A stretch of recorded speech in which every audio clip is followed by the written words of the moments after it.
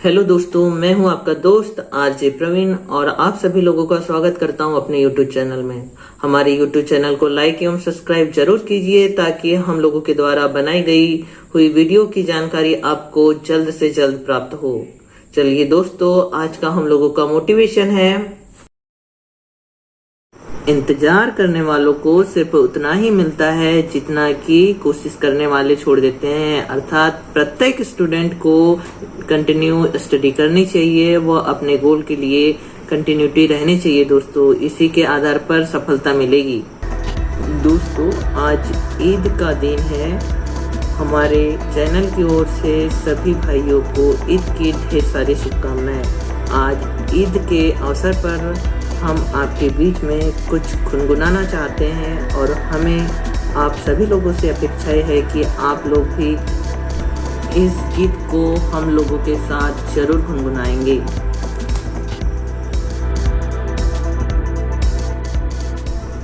मेरे महबूब कयामत होगी, आज रुसवा तेरी गलियों में मोहब्बत होगी, निकलेगा तेरा ही लब से, जाने जब इस दिले नादान रुखसत होगी मेरे महबूब। दोस्तों, हम लोगों ने नेक्स्ट क्लास में स्टडी की थी एज ऑफ अर्थ, और एज ऑफ अर्थ में हम लोगों ने देखा था कि पृथ्वी की आयु ज्ञात करने की विधियों पर प्रकाश डाला था। इस टॉपिक के अनुसार हम लोगों ने सबसे पहले रेडियो एक्टिव डेटिंग मेथड के द्वारा पृथ्वी की आयु ज्ञात करने किस प्रकार से ज्ञात की जा सकती है, इसका आकलन हम लोगों के द्वारा क्लास 6 में किया गया है। दोस्तों, आज की क्लास में हम लोग एज ऑफ अर्थ का सेकेंड टॉपिक अर्थात रेट ऑफ कूलिंग अर्थात पृथ्वी के शीतलन के अनुसार पृथ्वी की आयु कैसे ज्ञात की जा सकती है, इसकी स्टडी करेंगे। 1897 में ब्रिटिश लॉर्ड केल्विन ने भौतिकी विज्ञान की सहायता से पृथ्वी की आयु जानने का प्रयास किया।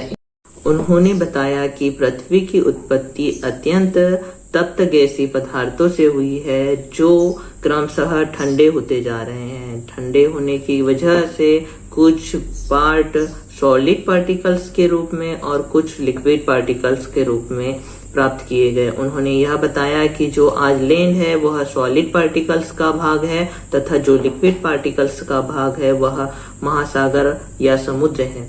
उन्होंने डिफरेंट टेम्परेचर ऑफ कूलिंग के आधार पर पृथ्वी की आयु निकाली और यह बताया कि हमारी पृथ्वी आज भी निरंतर ठंडी होते जा रही है तथा यह भी जानकारी दी कि कूलिंग की स्टेज हमारी पृथ्वी के ऊपरी भाग अर्थात क्रस्ट से स्टार्ट हुई है, जिसके कारण सबसे पहले सॉलिड व फॉर्म में पार्टिकल्स का निर्माण हुआ।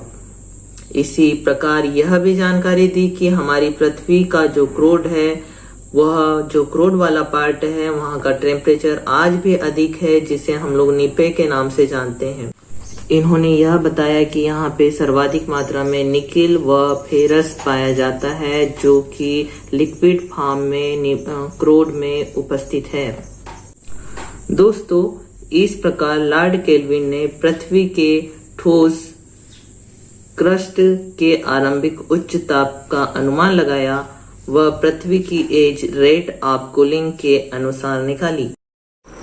दोस्तों, एज ऑफ अर्थ का सेकेंड टॉपिक है rate of deposition of sediment अर्थात पृथ्वी में सेडिमेंट के डिपोजिशन की दर के आधार पर भी पृथ्वी की आयु ज्ञात की जा सकती है। दोस्तों, इस विधि के द्वारा बताया गया कि यदि अवसाद अर्थात सेडिमेंट की टोटल थिकनेस तथा उनके डिपोजिशन की दर ज्ञात हो तो अवसादी सेलों में लगे समय को ज्ञात किया जा सकता है। यही जो लगा समय है यही पृथ्वी की आयु होगी।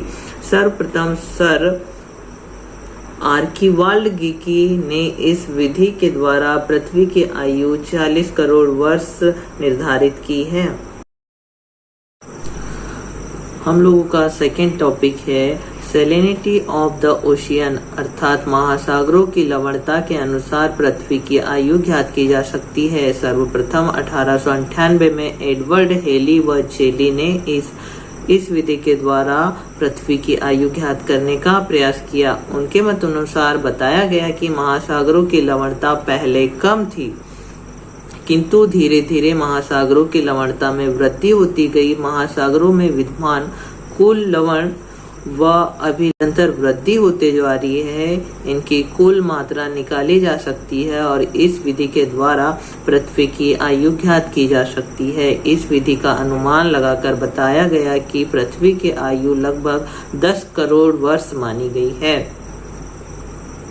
दोस्तों, हम लोगों का नेक्स्ट टॉपिक है पैलेंटोलॉजिकल एविडेंस, अर्थात जीवाश्मों की सहायता से पृथ्वी की आयु ज्ञात की जा सकती है। ऐसा माना जा सकता है कि जब से पृथ्वी पर जीवन की उत्पत्ति हुई है, तब से ही पृथ्वी की भी उत्पत्ति मानी जा सकती है। दोस्तों, वैज्ञानिकों के द्वारा पृथ्वी पर जीवन की उपलब्धता 300 करोड़ वर्ष पहले मानी गई है, अर्थात इसी के अनुसार पृथ्वी की भी उत्पत्ति 300 करोड़ वर्ष पहले हुई है, ऐसा माना गया है।